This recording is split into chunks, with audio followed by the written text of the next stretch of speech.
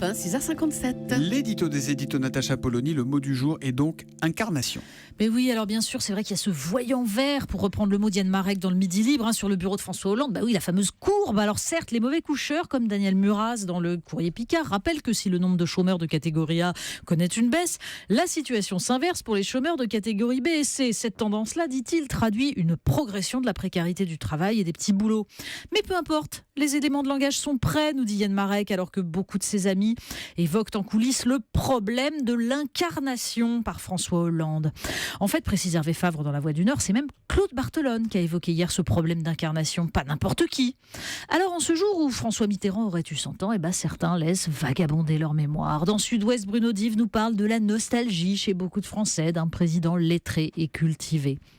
Bien sûr, le temps efface les turpitudes. Bien sûr, tous semblent avoir oublié que le monde que nous connaissons, financiarisation de l'Europe, capitulation devant la globalisation, communautarisme comme substitut pour la gauche, fut dessiné par lui.